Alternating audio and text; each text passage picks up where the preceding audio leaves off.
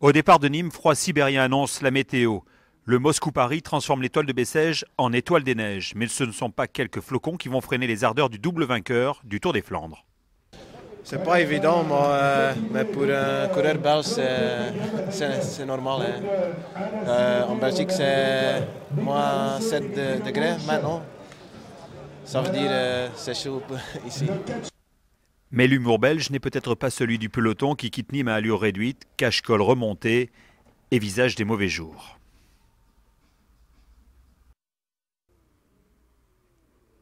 À Nîmes, à midi, il tombe un blanc manteau. L'occasion de sortir ses chapeaux, bonnets et autres couvre-chefs branchés. Voici un petit aperçu de la mode hivernale.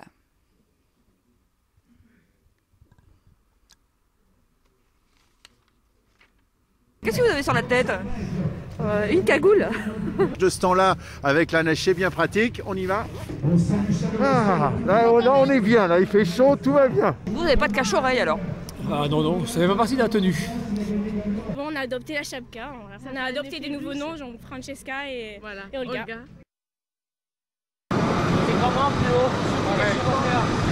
Le peloton, en revanche, n'est pas à la fête. Le flocon l'agace. On fait pas que les mecs cassent les clavicules. Désolé pour l'organisation, mais il y a des limites. Hein. On fait le cyclisme pour le fond de ski. Hein. Mais on ne trouvera pas les pistes de ski de fond. 11 km, les coureurs s'arrêtent. C'est pour la sécurité, quoi, le plus gros problème. Après, c'est pas glissé, qu'il n'y ait pas d'incident. Moi, je suis pas pour arrêter. Hein. Mais pas en allure courte. Là. Messieurs, s'il vous plaît. On neutralise l'épreuve jusqu'à la zone de ravitaillement. Alors, c'est-à-dire que vous ferez 60 km de course. Le circuit est plus dégagé. Les routes sont meilleures de l'autre côté. Le peloton s'incline devant un tout petit Général Hiver, ce qui n'est pas du goût de tout le monde. Si vraiment il avait tombé de la neige, si ça avait été dans des conditions exécrables, je le conçois. J'ai été coureur comme les autres, j'aimais pas courir sous le froid, sous la neige. Mais moi j'ai fait des Paris-Nice, je peux vous dire, c'était limite.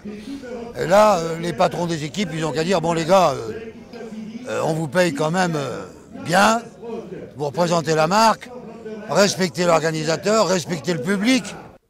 Ben oui, parce qu'à Uzès, pendant ce temps-là, on attend désespérément les coureurs. Ils sont où ? On ne sait pas. On attend depuis combien de temps 3 quarts d'heure, je crois. De toute façon, je fais le maximum pour être là à 2h30. On cherche des infos, ils sont où ? Ah, je ne peux pas vous dire, c'est ma femme qui vient là. Ma femme, elle n'est pas au courant. Ils ont fait grève, non ? Mais on taille, nous, il faudrait peut-être qu'ils se dépêchent. Hein. De guerre lasse, tout le monde finira par lever le camp. En fait, le peloton est passé par une autre route. Je rentre chez moi, puisque c'est comme ça. Pas trop déçu ? Non, oui, il en faut d'autres.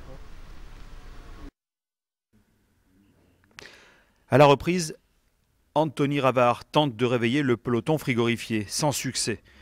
Les coureurs atteignent Saint-Ambrois sans conviction. Certes, l'étoile, ce n'est pas le Gabon ni le Qatar, mais on a parfois connu pire en juillet sur la Grande Boucle. Ah, j'allais les oublier. Le vainqueur du jour à Saint-Ambrois s'appelle Marcel Kittel, le puissant sprinter allemand, qui du même coup devient leader.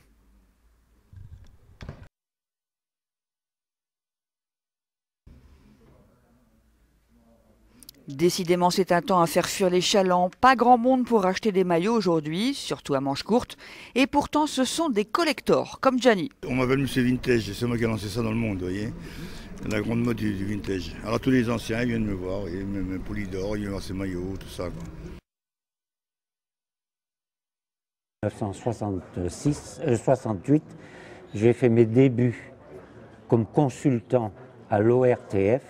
Ça m'a amené en correctionnel pour exercice illégal du métier de journaliste. Donc quelque part, j'ai goûté à la télévision, j'ai goûté au tribunal et c'est de bons souvenirs. Quand un coureur cycliste gagne Bessèges, une bonne étoile le suit parfois pendant plusieurs années. Ce fut le cas de Thomas Voeckler, vainqueur de l'édition 2009. C'est vrai qu'on peut difficilement rêver mieux pour un début de saison et encore, on n'est qu'au début. C'est vrai qu'au mois de juillet, on a vite oublié le mois de février, mais c'est toujours bien de commencer du bon pied. En 2010, l'Alsacien étoilé rafle son 2e titre de champion de France et en 2011, son retour sur la route du Tour était époustouflant. Il garde le maillot jaune 10 jours durant et finit en 4e position. Il est le premier Français à figurer aussi haut dans le classement général depuis l'an 2000. La bonne étoile, on vous dit. Dès le départ, on va sortir de Bessèges et après 3 km, on va attaquer le col de Trélis qui va monter pendant 6 km de ce côté-ci. Et puis après, on aura les Brousses, on aura le Riboulet, on aura le Châtaignier et on reviendra sur Bessèges pour reprendre le même itinéraire 3 fois. Alors on va dire que cette étape va remplacer ce qui était par le passé le Grand Prix Grand Combien, avec nos étapes de montagne, de Cévennes. Et je pense que même sans anticiper la fin de semaine, la victoire de l'Étoile de Bessèges peut se faire ce jour-là.